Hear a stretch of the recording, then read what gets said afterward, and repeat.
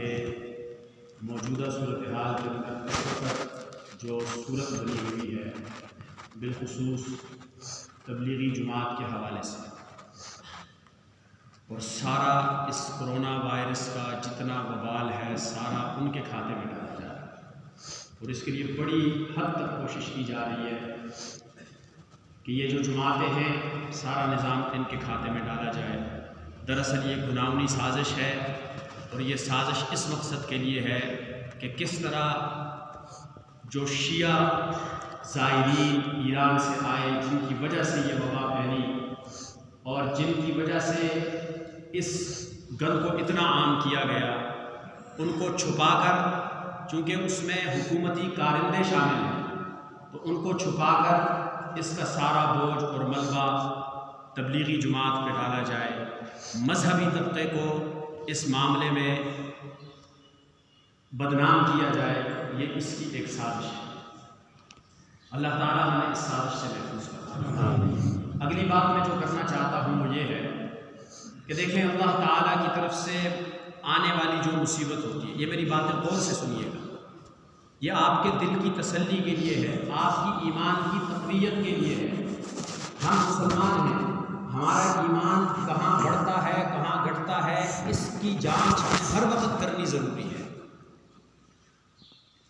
اب جب اللہ جل شانہ کی طرف سے کوئی مصیبت، تکلیف، کوئی بھی چیز آتی ہے مسلمانوں کے اوپر یا پوری دنیا میں، اب ہم کیسے پہچانیں گے کہ یہ عذاب ہے یا آزمائش ہے؟ یہ عذاب ہے یا آزمائش ہے؟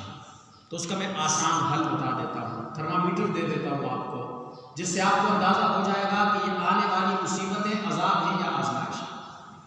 دیکھیں، عذاب بھی مصیبت کی شکل میں آتا ہے اور آزمائش بھی مصیبت کی شکل میں آتا ہے۔ جس مصیبت کے بعد انسان کا دل سخت ہو جائے، کیا ہو جائے؟ دل سخت ہو جائے، اللہ سے روٹھ جائے، اللہ سے دور ہو جائے، سمجھو کہ یہ عذاب ہے۔ کیا ہے؟ یہ عذاب ہے۔ اور جب دل نرم ہو جائے، اللہ کی طرف رجوع ہو جائے، تو پھر یہ آزمائش ہے۔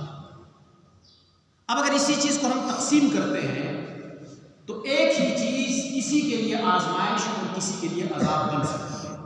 جن لوگوں کا دل سخت ہو جاتا ہے ان کے لیے یہ عذاب ہے، اور جن لوگوں کا دل نرم ہو جائے، اللہ کی طرف رجوع پہ آ جائے، تو ان کے لیے کیا ہے؟ آزمائش۔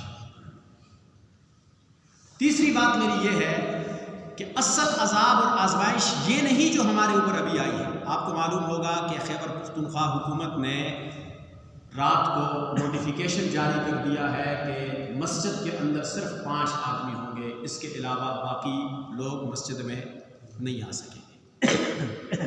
یہ ان کی ایک سوچ ہے۔ میں نے مسجد کے حوالے سے جمعے پہ بھی بات کی تھی، آئندہ بھی انشاءاللہ کروں گا۔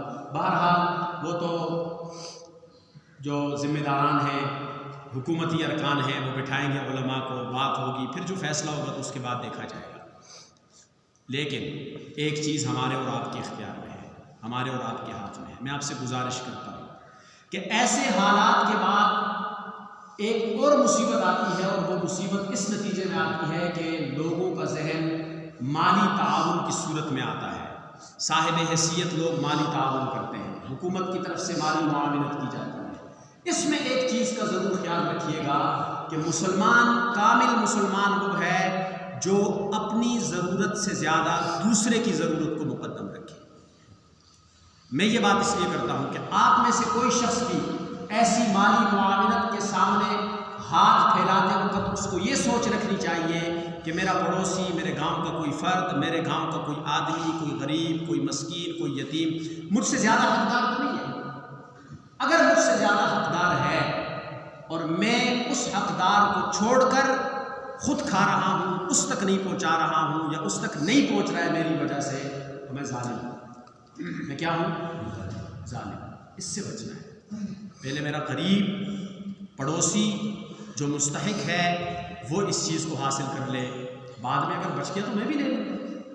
اللہ تعالیٰ ہمیں ان آزمائشوں کے اندر، ان حالات میں ہمارے ایمان کو ترقی اور تقویت نصیب فرمائے۔ اللہ کے فشاد و عافیت والا معاملہ فرمائے۔ آمین۔ الحمدللہ رب العالمین، والعاقبۃ للمتقین، الصلاۃ والسلام علی رسول اللہ۔